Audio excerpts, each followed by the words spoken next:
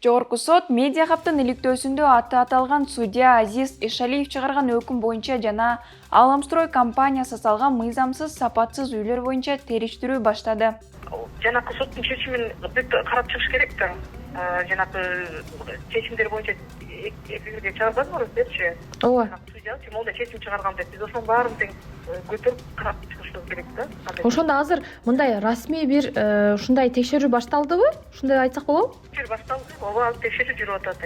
Ошонто айтсак болот. Иликтөөдө Бишкектин Жалгичи районундагы Аламстрой курулуш компаниясына тийиштүү 13 кабаттуу үй мыйзамсыз жана сапатсыз курулганы аныкталган.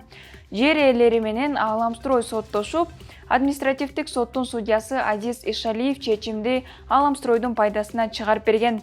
Андан кийин судья Ишалиев менен Аламстройдун ээси Меризбек Иманалиев, анын юристи Руслан Курумшиевдин аларча соода комплексиндеги кафеде жолукканы видеодо көрсөтүлгөн. Бул жолугушуу судьянын Аламстройдун пайдасына чечип берген соттук отурумдан кийинки датага туш келген.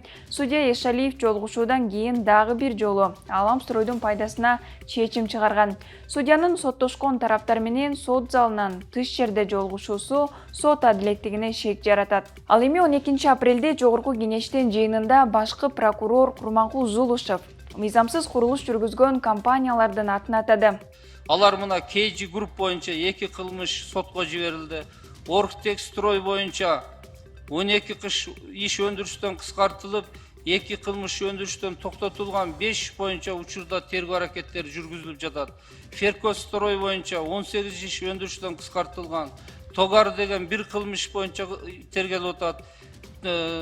ТС сервис строй бул боюнча да 5 кылмыш козголгон. Ар кандай негиздер менен токтоп турат, бүгүн тергөө сулантылууда. ТС Group Development деген 2 кылмыш козголуп, тергөөнүн жыйынтыгы менен кыскартылды. Квартал строй. Кемпират иши боюнча 5 айдан ашуун убакыттан бери камакта отурган саясатчылар Клара Сооронкулова, Мамбетчунус Абылов жана Жогорку кеңештин экс-депутаты Асия Сасыкбаева, Таалай Мадеминов, Гүлнара Журабаева, Чыңгыз Капаров 12 апрелде үй камагына чыкты. Журналисттерге Клара Сооронкулова тергөө амалдары уланып жатканын айтып, комментарий берүүдөн карманды. Буга чейин анын саламаттыгы начарлап, ооруканага жаткырылып, операцияда болгон. Асия Сасыкбаева 20-июнга чейин үй камагына чыгарылганын билдирди. Мамбетчунус Абылов ден соолугуна байланыштуу дарыгерлердин аныктамасынын негизинде үй камагына чыгарылганын өзү билдирди. Абылов алардын күнөөсү жок экендигин, акталышы керектигин айтты. Адвокат Бакытбек Автандил камактагылардын баш коргоо чарасын үй камагына өзгөртүү өтүнүчүн сотко Ички иштер министрлигинин тергөөчүлөрү бергенин белгиледи. Өткөн жылдын 23 октябрында Кемпират суу сактагычынын иши боюнча 20дан ашуун активист саясатчы, укук коргоочунун үйлөрү тинтелип, камакка алынган. Эми Орусияда аскерге жарамдуу жарандарга электрондук чакыруу бериле баштайт. Мамлекеттик дума аскердик кызматка милдеттүүлөрдүн атайын реестрин түзүп, электрондук чакыруу мыйзамын кабыл алды. Эми ал Путин кол койсо күчүнө кирет. Реестрге жарандардын жашаган жери, иштеген иши, жеке маалыматтарынын бардыгы жазылат. Чакыруу мамлекеттик кызмат көрсөтүү сайтына жайгаштырылганда эле жарандын колуна тийди деп эсептелет да, 20 күндүн ичинде аскер комиссариаттарына келиши керек болот. Келбесе жеке ишкер катары катталууга, автоунаасын каттатууга, автоунаа айдоого тыюу салынып, насыяда ала албай калат. Колуна чакыруу тийгенден баштап, өлкөдөн чыгууга да мыйзам менен тыюу салынды. Буга чейин чакыруулар кагаз түрүндө жарандардын колуна тапшырылчу.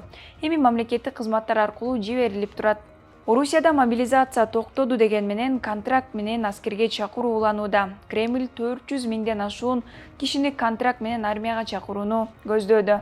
Карапайым халық жалақысын өзінің деңгейинде алмагандыктан, ашынгандан ушундай жерге келип эскертип атырык биз. Казакстанда энергетика министрлигинин астында өкмөттөн туруктуу жумуш талап кылып, Жаңы Өзөндөн Астанага келип, акция кылган мунайчылардын 100дөн ашууну кармалып, кайра кое берилди. Алардын 5-өө административдик жоопкерчиликке да тартылды. Бул күнү Жаңы Өзөн менен Мангистауда миңдеген адам көчөгө чыгып, жердештерин бошотууга суранышкан. 10 апрелде Берали Мангистау компания мунай компаниясынын кызматкерлери акцияга чыгып, бийликтен иш менен камсыз кылууну талап кылышкан. Анткени алар 1 апрелден бери кыскартууга кабылып, ишсиз калган. Өкмөттөн эч ким сүйлөшүүгө чыкпай, министрликтин алдынан кетпей, ачык асман алдында бир күн бою түнөшкөн. Андан кийин аларды атайын спецназ кармап кеткен. Казакстандын энергетика министри Алмасадам Саткалиев мунайчыларга башка компанияда жумуш сунуш кылынганын айтты. Мунайчылар ал жерде акча аз төлөнөрүн, келишимдер убактылуу гана экенин айтып жатышат. Учурда мунайчылардын ишин кароо үчүн Казмунайгаз атайын комиссия түздү. 11 апрелде Армения менен Азербайжандын куралдуу күчтөрүнүн ортосундагы Сюник районундагы Тейх айылына жакын жерде болгон кагылышуудан 7 адам набыт болду. Жоготууларды эки өлкөнүн коргоо министрликтери билдирди. Армениянын 4, Азербайжандын 3 жоокери курман болду. Армениянын армиясынын дагы 6 адам жарадар болду. Бул кагылышуу үчүн эки тарап бири-бирин айыптады. Армян тараптын маалыматында алардын аскерлери инженердик иштерди жүргүзүп жатканда, Азербайжан тарап аларды аткылаганда, алар жооп кайтарган. 30 жылдан ашуун убактан бери эки өлкө Тоол Карабакты талашып, согушуп келет. 2020 жылы куралдуу жаңжалда эки тараптан 6000ден ашуун адам набыт болгон. Былтыр сентябрдагы кагылышууда эки тараптан 300дөй аскер окко чыккан. Казакстан Азербайжан аркылуу Европага мунай экспорттоонун көлөмүн көбөйтөт. Бул тууралуу Казак президенти Касым-Жомарт Токаев менен Азербайжан президенти Илхам Алиевдин жолугушуусунда айтылды.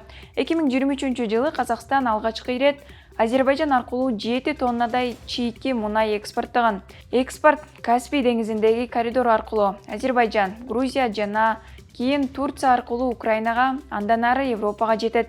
Бул коридор Орусияны айланып өтөт. Буга чейин Казакстанда мунай экспортунун негизги жолу Каспий Куур консорциуму болгон. Ал жакта мунай Орусиянын Новороссийскине ташылып, ал жерден деңиз аркылуу экспорт алып келген. 2022 Орусия Куурдун ишин 1 айга токтотуп салгандан кийин Токаев экспорттун жаңы жолдорун табууга буйруган. 12 апрелде Казакстандын Астана шаарында өтүп жаткан Азия чемпионатында кыз-келиндер күрөшү боюнча Айсулуу Тыныбекова монгол спортчусун жеңип Азия чемпиону болду. Жарым финалда Тыныбекова Ноноко Азакини утуп финалга чыккан. Буга чейин ал дал ушул япон балбаны менен 2 жолу Сербиядагы дүйнө чемпионатында, былтыр Монголиядагы Азия чемпионатында күрөшүп утулуп калган эле. Бул жылы Айпери Медетбек кызы күмүш байге жеңди. Мерим Жуманазарова алган жаракатынан улам коло байге үчүн күч сынаша албай калды. Калмира Билимбек кызы коло байгеге татыды. Жалпысынан чемпионатка 8 балбан кыз катышып жатат. Ал эми 10 балбандан турган грек-рим боюнча улуттук команданын 7-си байгеге ээ болду. Акжол Махмудов, Жоломан Шаршенбеков, Акылбек Талантбеков алтын медаль тагынса, Үзүр Жусупбеков күмүш байгеге ээ болду. Бишкектин Ак Ордо конушунда үйү түрттүрүлгөн үй бүлө эсиңиздеби? Марал Шабулотованын үй бүлөсүнө жаңы урулуп жаткан үйдүн курулушуна президент Садыр Жапаров тиешеси жок экенин айтты. Президент кырдаалды барып көрүп келгенин, сот маселелери чечилмейинче көп кабаттуу үйлөрдөн батир таап бергиле деп кызматкерлерге тапшырып кеткенин, үйдү Ас-Сафа фондунун өкүлдөрү салып жатканын айтты. Апта ичиндеги маанилүү кабарлар топтомун мен Нурайда Жекшенова айтып бердим. Биздин YouTube каналга катталып, лайк басып, комментарий жазыңыз. Баса достор, меникиндей футболкаларды Медиа Хабтан алсаңыз болот, номерлерди бул жакка калтырып коебуз.